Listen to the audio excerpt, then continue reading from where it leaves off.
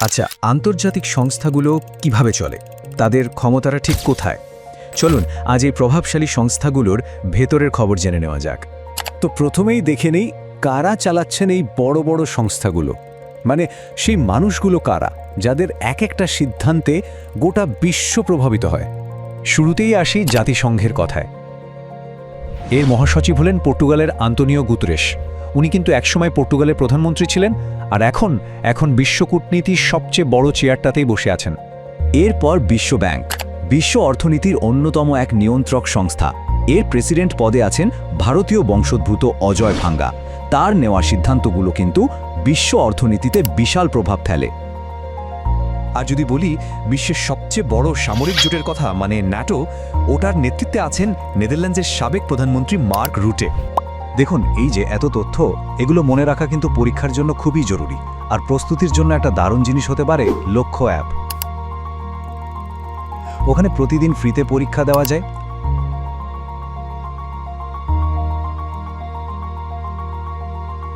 আবার premium package দিয়ে তো নিজেকে আরও ভালোভাবে ঝালিয়ে নেওয়া যায়। আচ্ছা, নেতাদের কথা তো হলো, এবার আসি একটা মজার কিন্তু বেশ কঠিন বিষয়। এই যে এত এত সংস্থা, এদের হেডকোয়ার্টার বা সদর দপ্তরগুলো কোথায়? মনে রাখাটা বেশ ঝামেলার, তাই না? তবে কিছু সহজ টেকনিক কিন্তু আছে। তো প্রশ্নটা হলো, কিভাবে এতগুলো সদর দপ্তর মনে রাখা যায়?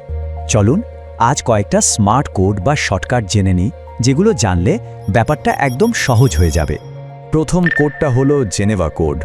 একটু খেয়াল করলেই দেখবেন যে সংস্থাগুলোর নামের শুরুতে ডব্লিউ আর শেষে ও আছে, মানে ওয়ার্ল্ড দিয়ে শুরু আর অর্গানাইজেশন দিয়ে শেষ। তাদের বেশিরভাগের হেডকোয়ার্টারই কিন্তু সুইজারল্যান্ডের জেনেভাতে। যেমন ধরুন, WHO মানে ওয়ার্ল্ড হেলথ অর্গানাইজেশন, বা WTO মানে ওয়ার্ল্ড ট্রেড অর্গানাইজেশন।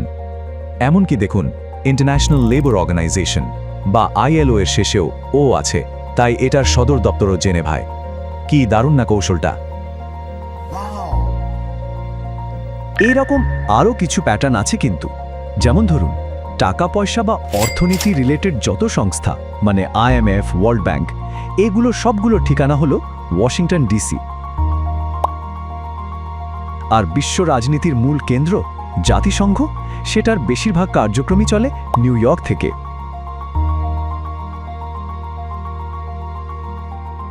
কিন্তু একটা প্রশ্ন, সব সংস্থারই কি সদর দপ্তর আছে?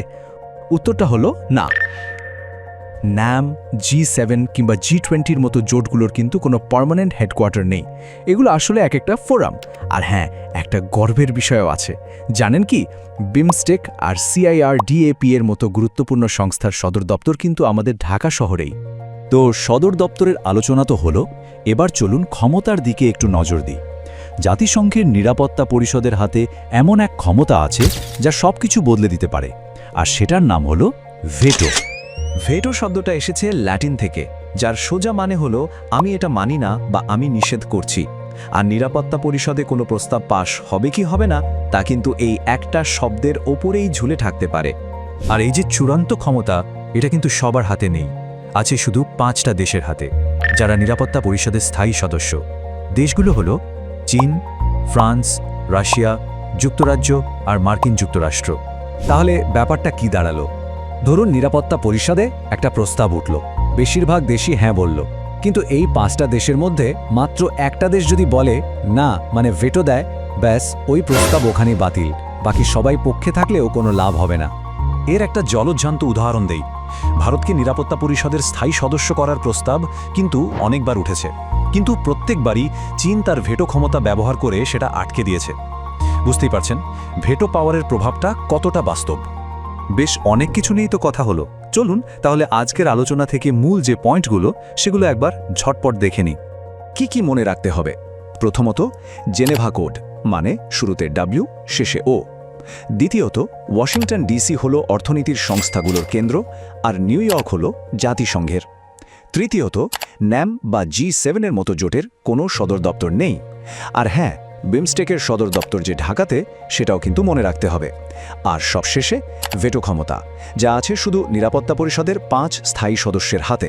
তো সব শেষে একটা প্রশ্ন থেকেই যায়, এই যে এত ক্ষমতা, যা কিনা মাত্র কয়েকটি সংস্থা বা দেশের হাতে, এটা কি আসলেই আমাদের এই পৃথিবীকে আরও নিরাপদ বা সবার জন্য সমান একটা জায়গা তৈরি করতে পারছে?